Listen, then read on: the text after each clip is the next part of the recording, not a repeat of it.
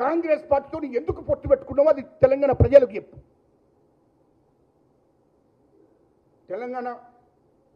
తెలంగాణ రాష్ట్ర సమితి ఎప్పుడు 2004లో కాంగ్రెస్ పార్టీతో పొత్తు పెట్టుకున్నది. కాంగ్రెస్ పార్టీతో పొత్తు పెట్టుకొని నువ్వు 11 ఎమ్మెల్యేలు గెలిచావు. అది గుర్తుపెట్టుకో. నీ అల్లుడు అప్పుడు సర్పంచ్ కాదు, ఎంపీటీసీ కాదు, జడ్పీటీసీ కాదు, ఎమ్మెల్యే కాదు, రాష్ట్ర మంత్రిని చేసుకున్నావు హరీష్ రావును. ఎవరితో మాట్లాడి? మా ముఖ్యమంత్రి వైఎస్ రాజశేఖర రెడ్డి గారితో మాట్లాడి, కాంగ్రెస్ ముఖ్యమంత్రి, గుర్తు ఎత్తున్నా నీకు. మా ముఖ్యమంత్రి గారితో మాట్లాడి మంత్రి పదవి ఇప్పించుకున్నావు, 2 మంత్రి పదవులు ఇప్పించుకున్నావు. ఇది వాస్తవం కాదా? ఇక నువ్వు మరి తెలంగాణ కోసం ఎక్కడ కొట్లాడినావు? 2004లో కాంగ్రెస్ పార్టీతో పొత్తు పెట్టుకున్నావు కదా. అదేవిధంగా నువ్వు ఎంపీగా పోటీ చేసి గెలిచి కేంద్ర మంత్రి, కార్మిక శాఖ మంత్రిగా తీసుకున్నావా లేదా? కేంద్ర కార్మిక శాఖ మంత్రిగా కాంగ్రెస్ పార్టీ యూపీఏ గవర్నమెంట్లో. ఇంకా నువ్వు తెలంగాణ రాష్ట్రం కోసం ఉద్యమం చేసిందని చెప్తున్నావేంది? ఏ కాంగ్రెస్ పార్టీ అయితే నువ్వు మాట్లాడుతున్నావో అదే కాంగ్రెస్ పార్టీ కేంద్ర కార్మిక శాఖ మంత్రిగా నిన్ను చేసింది. అది గుర్తు పెట్టుకోమని చెప్తున్నా నేను. రాష్ట్రంలో నీకు మంత్రులు ఉంటారు, కేంద్రంలో నువ్వు కేంద్ర మంత్రి అవుతావు. మరి ఇది ఎట్లా సాధ్యమైంది? ఇక తెలంగాణ కోసం ఎక్కడ ఉద్యమం చేసినావు నువ్వు? అంటే కాంగ్రెస్ పార్టీని ఆనాటి నుండి ఈ రోజు ఒక బ్లాక్మెయిల్ చేసుకుంటా రాష్ట్రంలో మంత్రి పదవులు తీసుకున్నావు, కేంద్రంలో కేంద్ర మంత్రిని తీసుకున్నావు. తెలంగాణ రాష్ట్ర ప్రజల పేరు చెప్పుకొని, సెంటిమెంట్ను అడ్డు పెట్టుకొని ఇంకా నువ్వు అట్టి కాలికి ఎప్పుడున్నావు? ఎప్పుడు తెలంగాణ ఉద్యమం నిస్వార్థంగా చేసినావో చెప్పు. పోటీ చేయకుండా చేసినావా? నువ్వు పార్టీ పెట్టుకున్నావు, పార్టీ ద్వారా ఎమ్మెల్యే అయినరు, ఎంపీలు అయినరు, మంత్రి అయినవు, కేంద్ర మంత్రి అయినవు. నువ్వు ఖాళీకి ఎప్పుడుండి తెలంగాణ ఉద్యమం చేసినావో చెప్పు. తెలంగాణ కోసం అంటే ఎమ్మెల్యే ఎలక్షన్లో పోటీ చేయకుండా, ఎంపీ ఎలక్షన్లో పోటీ చేయకుండా, ఎమ్మెల్సీగా చేయకుండా ఓన్లీ ఉద్యమం చేసి రాష్ట్రం కోసం త్యాగం చేసినామంటే అదో అర్థం ఉంటుంది. నువ్వు పెట్టుకుని 2001 పార్టీ పెట్టావు, 2004లో కాంగ్రెస్ తోటి పొత్తు పెట్టుకున్నావు. తర్వాత కేంద్ర మంత్రి అయినావు కాంగ్రెస్ పార్టీలో, యూపీఏ గవర్నమెంట్లో. సోనియా గాంధీ అమ్మ దయ వల్ల కేంద్ర మంత్రి అయినావు. ఇది వాస్తవం కాదా? ఇంకెక్కడ నువ్వు తెలంగాణ కోసం పీకిందని చెప్తున్నావు? ఎక్కడ పీకినావు? రెండవది 2008లో అసలైన ఉద్యమం మొదలైంది. ఇక దీక్షని పట్టినావు. ఆ దొంగ దీక్షని పట్టాం. కరీంనగర్ నుంచి బయలుదేరో సిద్దిపేటకు వచ్చిన తర్వాత అక్కడి నుంచి నేను అరెస్ట్ చేసిండ్రు, ఖమ్మం తీసుకుపోయినాక సాయంత్రం 3 అయింది, ఆకలి అవుతుంది, చల్ ఈ తెలంగాణ సంగతి పక్క పెట్టుకొని తొందరగా తీసుకురమని ఇడ్లీ వడ తీసుకొచ్చిండు. డాక్టర్ గోపీనాథ్ నీకు పరీక్షలు చేసిండు. డాక్టర్ గోపీనాథ్ ఖమ్మం డాక్టర్ సాబు అయినా నీకు ఇడ్లీ వడ తెప్పించి దగ్గర పెడితే తిన్నావు, అయిపోయింది. పొద్దున టిఫిన్ చేసి బయలుదేరినావు, సాయంత్రం 4 గంటలకు మళ్ళీ టిఫిన్ చేసినావు, అయిపోయాయి. ఇంకా దీక్ష ఎక్కడిది? ఆ తర్వాత హాస్పిటల్ గ్లూకోజ్లు ఎక్కినాయి. ఆ నుంచి హైదరాబాద్కి వచ్చినావు. హైదరాబాద్ నిమ్స్ హాస్పిటల్ ఉన్నావు. ఆడ నీకు డాక్టర్లు గ్లూకోజ్లు పెట్టిర్రు. పొద్దున్నెత్తే జ్యూసు, ఇడ్లీ. ఇంకా దీక్ష ఇది దీక్ష అంటారా? అరే దొంగ దీక్ష బట్టి ఎందుకు రాబోయి ఇట్లా మోసం చేస్తున్నావు? దొంగ దీక్ష బట్టి అది మాకు తెలుసు కదా. అక్కడ మా మందకృష్ణ గారికి తెలుసు, నీ దగ్గరకు వచ్చినటువంటి డాక్టర్ గోపీనాథ్ తెలుసు, అక్కడ ఉన్నటువంటి ఉద్యమకారులందరూ ఉన్నారు కదా. నువ్వు దొంగ దీక్ష బట్టి క్లారిటీ ఇచ్చింది కదా. మా చనిపోయిన గద్దరన్న కూడా తెలుసు కదా ఈ ముచ్చట అంతా. మళ్ళీ ఎట్లా మాట్లాడుతున్నావు నువ్వు? దీక్ష పట్టిన తెలంగాణ కోసం నువ్వు దీక్ష పట్టినావు. రెండవది ఇక 2008 నుంచి 2014 దాకా ఈ రాష్ట్రంలో తెలంగాణ ప్రజా సంఘాల చైర్మన్గా నేను, ఓఈజే చైర్మన్గా రవి రాజారాం, ఇటు ఉద్యోగ సంఘాలుగా జే చైర్మన్గా మరి అక్కడ స్వామిగౌడు, శ్రీనివాస్ గౌడు. మేము ఉద్యమం చేశాము. అటు కోదండరాము గారు పొలిటికల్ చైర్మన్గా. ఇంతమంది మేము ఉద్యమం చేస్తే తెలంగాణ రాష్ట్రం మొత్తం గ్రామాల్లో, మండలాల్లో మీటింగ్లు పెట్టుకుంటా మేము ఉద్యమం చేసుకుంటూ వచ్చాము.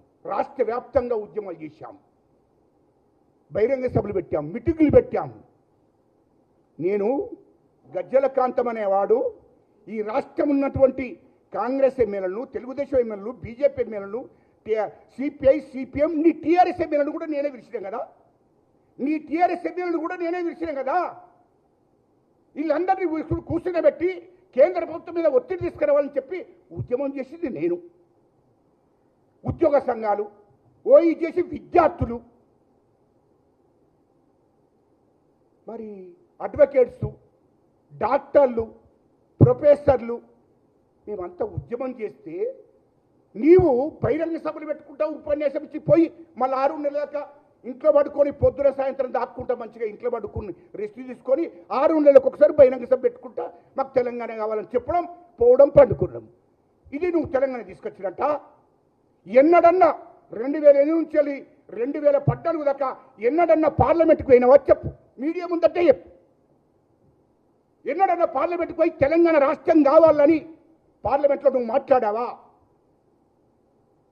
అరే దొంగ, ఈ దొంగ నాటకాలు ఎందుకు ఆడుతున్నావు? ఎవడో అంటాడు లుచ్చనా కొడుకు జాతిపితనట. ఎవడా జాతిపిత? జాతిపిత ఎవడు? మాట్లాడే ముందు జాగ్రత్త. నీ చరిత్ర మొత్తం నా దగ్గర ఉంది. 6 నెలలకు ఒకసారి ఆడదికోసారి మీటింగ్లు పెట్టావు. శ్రీకృష్ణ కమిటీ వచ్చినప్పుడు నేను రిపోర్ట్ చేసిన.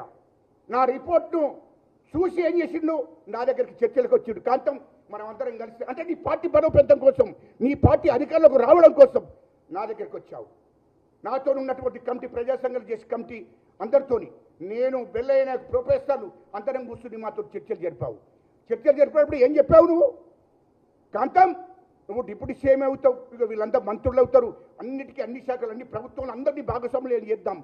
పచ్చి అబద్ధాలు చేసి, అబద్ధాలు చెప్పి మనమంతా ఒక వేదిక మీద గడపడాలి అని చెప్పి మమ్మల్ని అందరూ తీసుకుపోయి ఒక వేదిక మీద బీసీలను, ఎస్సీలు, ఎస్టీ నాయకులందరినీ కూడా ఒక వేదిక మీద చూపించి నువ్వు లబ్ధి పొందింది వాస్తవం కాదా అని అంటున్నా నేను.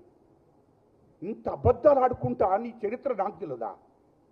నీ చరిత్ర నాకు తెలియదా? నువ్వు ఆ ఉద్యమం చేసింది చంద్రబాబు నాయుడు గారి దగ్గర. ఆనాడు ప్రతిపక్ష పార్టీ నాయకుడు కదా, 95 మంది ఎమ్మెల్యేలు ఉన్నాడు ఈ రాష్ట్రంలో, ఉమ్మడి రాష్ట్రంలో ప్రతిపక్ష పార్టీ నాయకుడు. ఆయన దగ్గరికి మీరు వేయినరా? గజ్జలకాంతం అన్నట్టు పోయి తెలుగుదేశం పార్టీ చంద్రబాబు నాయుడు గారు ఒప్పించి లేఖ ఇప్పించింది కేంద్రానికి నేను. ఇదే వైఎస్ జగన్ దగ్గరికి పోయి నేను లేఖ ఇప్పించింది నేను. మరి ఇవన్నీ మర్చిపోయినవేంది? నాకు అర్థం కాలే. పార్లమెంట్కు ఒక్కనాడు పోలే నువ్వు. మా కాంగ్రెస్ ఎంపీలు పార్లమెంట్లో మాట్లాడారు. ఇది వాస్తవం కదా?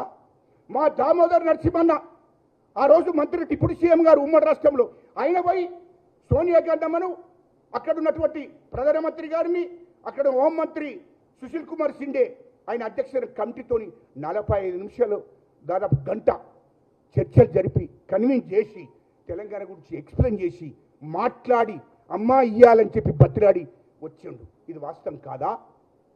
మా రాష్ట్ర మంత్రులు, మా శ్రీధర్ బాబు గారు తెలంగాణ ఉద్యమకారులందరూ వెనుక ఉండి, ఓయి చేసి విద్యార్థుల వెనుక ఉండి, తెలంగాణ ప్రజా సంఘాలు చేసి వెనుక ఉండి, మొత్తం ఉద్యోగ సంఘాల వెనుక ఉండి, నేనున్నా ఆ రోజు రాష్ట్ర మంత్రి నేనున్నా, మీరు ఉద్యమం చేయవలసిందే, తెలంగాణ రాష్ట్రం కావాల్సిందని చెప్పి పోరాటం చేసింది వాస్తవం కాదా అని అడుగుతున్నా. నేను ఉద్యమం చేసినా, నేను తెలంగాణ తెచ్చిందంటే ఏంటి? అందుకోసమే మాట్లాడే ముందు అబద్ధాలు. జీవన్రెడ్డి గారు మొత్తం లుచ్చా మాటలు మాట్లాడకు. నీకేదైనా లబ్ధి ఉంటే ఆయన కాళ్ళు మొక్కు, మేము వద్దరం. ఇది వాస్తవం కదా? అందుకోసమే మాట్లాడే ముందు జాగ్రత్తగా మాట్లాడాలి. ఇవాళ తెలంగాణ తెచ్చింది మేము. రెండోది, ఆ బహిరంగ సభలో దయచేసి మీరు వినండి, 1200 మంది బిడ్డలు చనిపోయారు. 1200 మంది బిడ్డలు చనిపోతే తెలంగాణ ఉద్యమం, తెలంగాణ రాష్ట్రం కోసం వాళ్ళ గురించి మాట్లాడావా బహిరంగ సభలో? 1200 మంది బిడ్డలు ఆత్మహత్యలు చేసుకున్న తెలంగాణ రాష్ట్రం కోసం. శ్రీకాంతాచార్యతో మొదలుకుంటే 1200 మంది బిడ్డలు ఆత్మహత్య చేసుకుంటే వాళ్ళ గురించి జ్ఞాపకం చేయాలని నిన్న బహిరంగ సభలో. వాడు జీవన్ రెడ్డి, ఇటు కేసీఆర్, 1200 మంది బిడ్డలు చనిపోయారు. తెలంగాణ రాష్ట్రం కోసం 4 కోట్ల మంది ప్రజలు ఉద్యమం చేశారు. ఓయి చేసి విద్యార్థులు ఉద్యమం చేశారు, ఉద్యోగులు ఉద్యమం చేశారు. వాళ్ళ గురించి మాట్లాడలే. నేనే చేసినంటుండు. అరే ఇంత అబద్ధాలు ఆడతాడా? ఇదా మరి మేమంతా ఉద్యమం చేస్తే ఏమైంది? ఇలా రాజకీయ నాయకులంతా నేకం చేసి కేంద్ర ప్రభుత్వం మీద ఒత్తిడి తీసుకొస్తే ఇచ్చింది ఎవరు? సోనియా గాంధమ్మ. తెలంగాణ రాష్ట్రం ఇచ్చింది ఎవరు? సోనియా గాంధమ్మ. సోనియా గాంధమ్మ దయ వల్ల ఈ రాష్ట్రం వచ్చింది. ఆ రాష్ట్రం రావడం వల్లగా నువ్వు ముఖ్యమంత్రి అయినావు కేసీఆర్. ఇది మాట్లాడలేదు నువ్వు. 1200 మంది బిడ్డల త్యాగమే తెలంగాణ రాష్ట్రం వచ్చింది. 1200 మంది బిడ్డలు చనిపోతే తెలంగాణ వచ్చింది.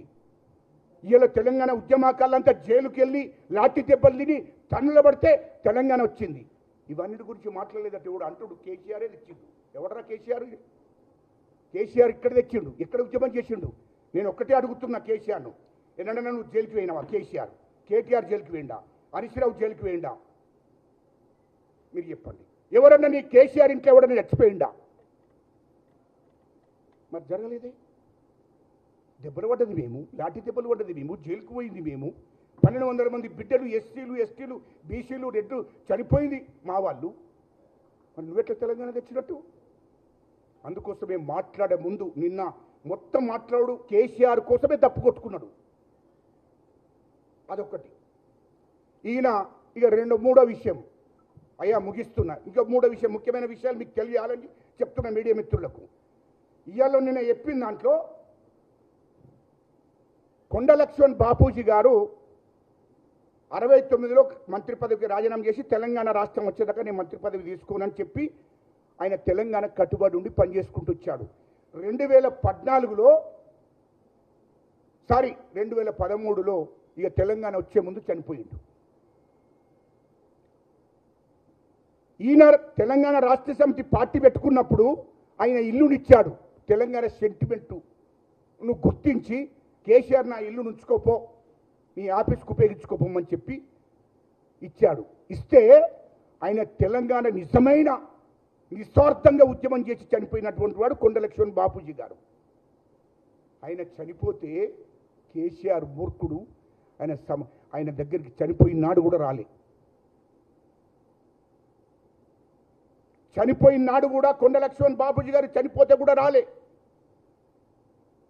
ఈయన మాటిస్తే తప్పడట వాళ్ళు కేసీఆర్ అంటుండు. అదేవిధంగా దేశిని చిన్నమల్లయ్య ఆయన కమ్యూనిస్టు పార్టీలో జీవితాంతం గడిపి తెలంగాణ రాష్ట్రం కోసం ఈయన దగ్గరికి వచ్చిండు. వస్తే